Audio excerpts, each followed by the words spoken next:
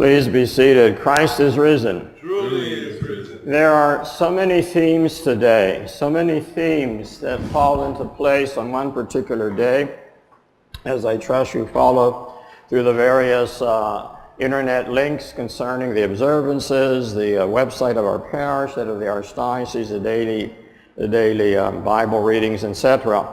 In brief, Holy Week, we review that most important week of the year of our life. The cross is not the end of the story, as we see in Holy Week. One solitary death on the cross changed the history of the world, changes our life as well. Today is often called Doubting Thomas, Thomas Sunday, because of his doubt, but he's also can be called the very believing Thomas. The very believing Thomas. For although he doubted, he researched his doubt. And that's something for us to do as well. If we have questions on the faith, research it through proper channels.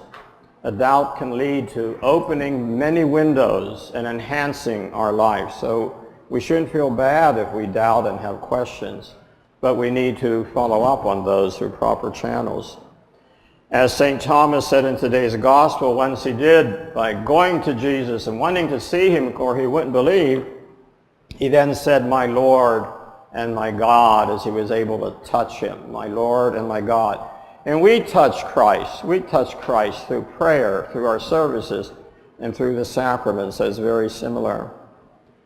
Because of these numerous themes and occurrences that took place in history that we commemorate, often today's epistle gets overlooked. And I speak about chapter 5 of the book of Acts, 12 through 20, relating the events directly after the resurrection of Jesus. And I'd like to reflect just briefly on the epistle for a few moments.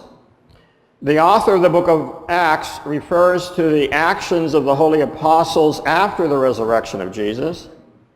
The disciples were now strengthened by the experience of the resurrection. They were confused before, but they were then strengthened by the resurrection.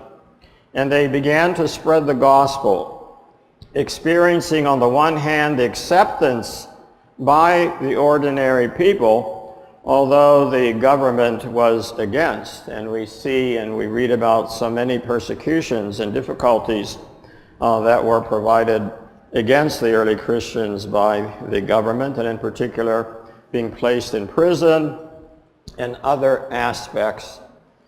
The continuation, of course, is what we know and understand.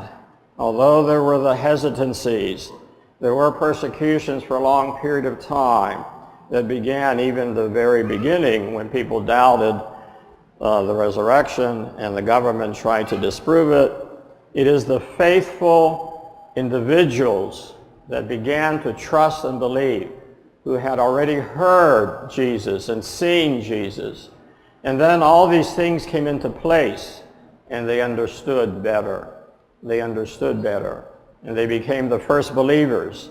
They're the ones technically that established the church by then gathering together in prayer, gathering even though they were hiding in their prayer, going out into the cemeteries or alone in darkness in individual homes.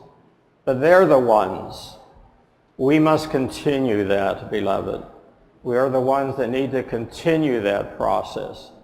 It makes a difference.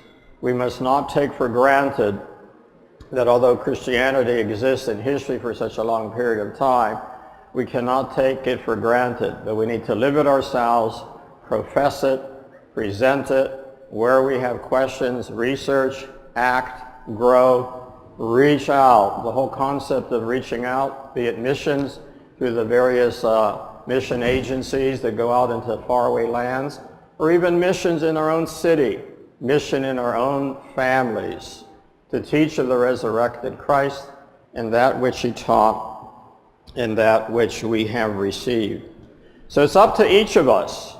As we read in the epistle, some confusion, some arrests, but also successes and proclamations and living.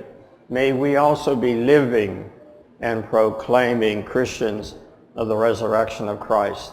Christos Anέστη.